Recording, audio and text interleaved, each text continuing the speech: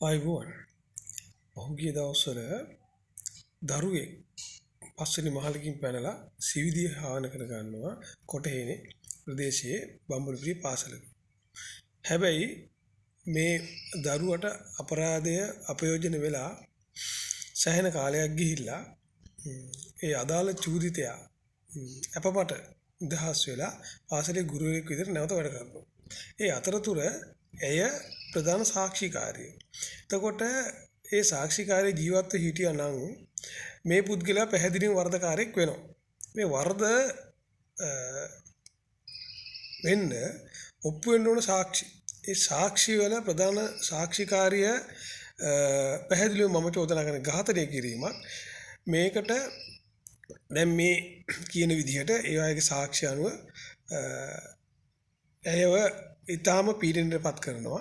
පාසලෙන් ඉවත් වෙනවා. විදුහල්පතිනිය පවා මේක සියල්ල හංගනවා. ඒ තුල පැහැදිලිව මම දකින්නේ සංවිධානයක් විදිහට ඇයව ඝාතනය කිරීමට මේ සියලු දෙනා සම්බන්ධයි. සියදිවි හානි කර ගැනීමට පෙළඹවීමත් ඝාතනයට උදව් කිරීම. එතකොට මේ පුද්ගලයා අධිකරණයට ඉදිරිපත් වෙන සාක්ෂි අනුව තමයි තීරණය වෙන්නේ වරදකරුද නිවැරදි කරද කියලා. නමුත් දැන් ප්‍රධාන සාක්ෂිය නැහැ.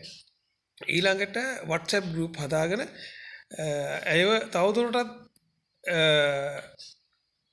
පීඩනයටපත් කරනවා. ඇයව තවදුරටත් අපයෝජනය කරන හේතුව දෙදිනෙක හෝ ඊට වැඩි සංඛ්‍යාවක් තුල මේ යම් කිසි දෙයක් සාකච්ඡාවක් වෙනවා නම් ප්‍රවෘත්තියක් නිර්මාණය වෙනවා. ඒ වරදක්. ඒකට ඒ සිද්ධිය වසන් කිරීමට මේ කටයුතු කිරීම සම්බන්ධවත් ඒ අදාළ අය අත්හරිනු ගත යුතුයි. අපි මේ සම්බන්ධව ළමා ආරක්ෂක අධිකාරියට කාන්තා කාර්යාංශයට පැමිණිලි කරලා තියෙනවා. නමුත් මේ ගුරුවරයා සාමාන්‍ය සිද්ධියක් වුණොත් අප නොදී ආරක්ෂිත බන්ධනාගාරගත කරන හේතුව මේ සාක්ෂි වලට බලපෑමක් සිද්ධ වීම සම්බන්ධ. නමුත් අපි දකිනවා සාක්ෂි වලට පැහැදිලිවම බලපෑමක් වෙනවා. වක්‍ර බලපෑමක් කරනවා. මොහොත එළිය ඉඳන් සම්පූර්ණ ක්‍රියාන්විතයක් කරනවා සාක්ෂි වසන් කරන්න. එතකොට විඳිත යන සාක්ෂිකරුවන් ආරක්ෂක අධිකාරිය මේ සම්බන්ධයෙන් කටයුතු කළ යුතුයි.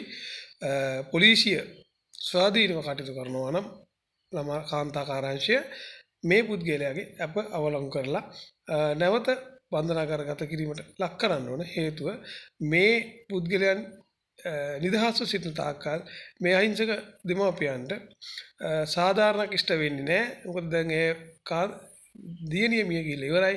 නමුත් සමස්ත ශේෂ්ත්‍රයට ඇයගේ බලාපොරොත්තු ලියලා තිබිලා තියෙන්නේ තවත් දරුවෙකුට මේ දේ නොවෙන්න.